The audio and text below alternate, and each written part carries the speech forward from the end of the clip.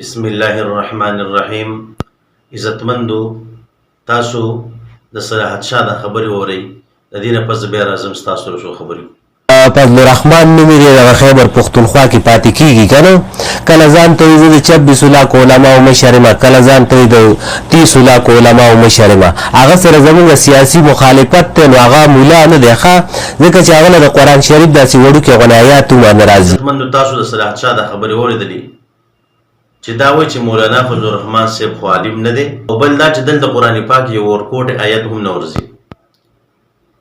نو زه د دې دغه دروغو ته او دغه منافقت او دجل طرف ته راځم. که چېرې ته ځان ته مسلمان وې، ځان ته پښتون وې او ځان ته حلالي انسان وې، زما تا ته دا چیلنج دی په ګناه وګونو باندې چې کوم دی دا چیلنج واوره. که مولانا فضل الرحمن صاحب هغه عالم نو او د اکوړي د حقانی مدرسې نه فارغ نو، نو زه به د جمعیت علما اسلام پارټۍ نه استعفا اخلم او ستاسو سره به چې کوم دی په پی ټی آی کې شاملېږم. او که عالم وو نو بیا به خپل لا بکواس بند کې او دغه فضول خبرې وبندې کې او فضول خبرې بنه کې.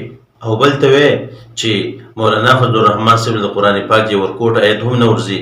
نو زه د دې دا دجل منافقت او دا درو چې کوم دی راښکاره کومه چې مولانا فضل الرحمن صاحب له د قرآن پاک یو آیت ورځي او که نه ورځي. تاسو د مولانا فضل الرحمن صاحب د قرآن پاک د مختلف ځایونو چې کوم دی تلاوتونه واورئ چې مولانا فضل الرحمن صاحب له تلاوتونه ورځي او که نه ورځي. إن الذين فتنوا المؤمنين والمؤمنات ثم لم يتوبوا فلهم عذاب جهنم ولهم عذاب الحريق. إن الذين آمنوا وعملوا الصالحات لهم جنات تجري من تحتها الأنهار ذلك الفوز الكبير.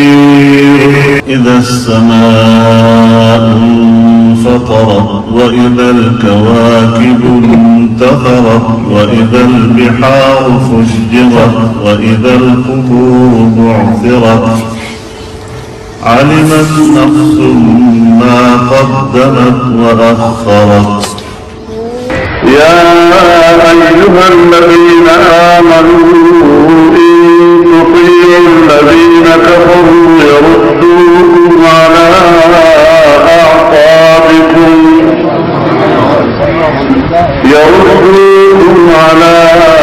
أعقابكم فتنقلبوا خاسرين. بل الله مولاكم وهو خير الناصرين. بسم الله الرحمن الرحيم. إن الذين كفروا ينفقون أموالهم ليصدوا عن سبيل الله. إن الذين كفروا ينفقون أموالهم ليصدوا عن سبيل الله فسينفقونها ثم تكون عليهم حسرة ثم يغلبون والذين كفروا إلى جهنم يحشرون. أعوذ بالله من الشيطان الرجيم. بسم الله الرحمن الرحيم. يوم ندعو كل أناس بإمامهم فمن أوتي كتابه بيمينه فأولئك يقرؤون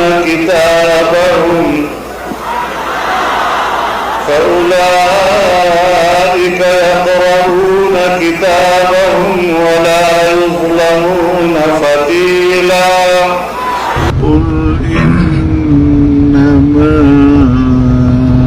أنا بشر مثلكم يوحى إلي.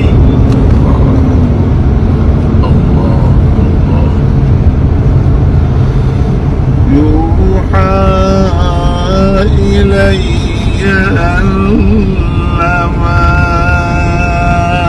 إلهكم إله واحد.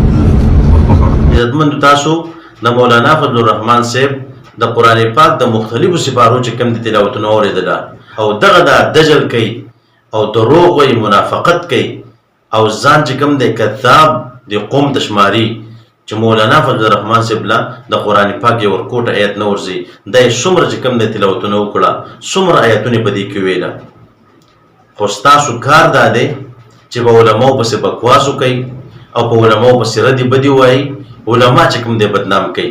نو دا د دې دجل او منافقت او هغه دروغ مخ ښکاره کړه چې دا کم خبره کوي، نو په دې کې چې کوم دی دا بالکل په غلطه دی او په ناروا باندې دی.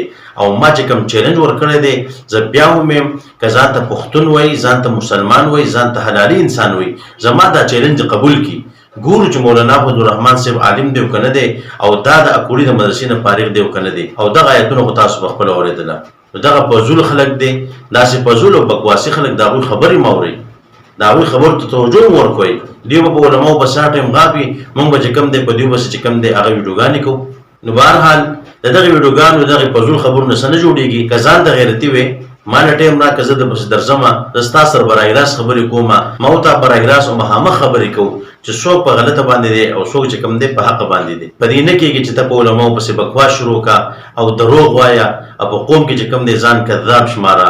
نو دغه دجل او دروغ او منافقت پرېږده او حقیقت خبرې چې کوم دی مخې ته راوړه چې بیا پته ولګېږي. نو الله رب عزت دې د علماو قدر زموږ په زړونو کې پیدا کړي. وما علینا الا البلاغ.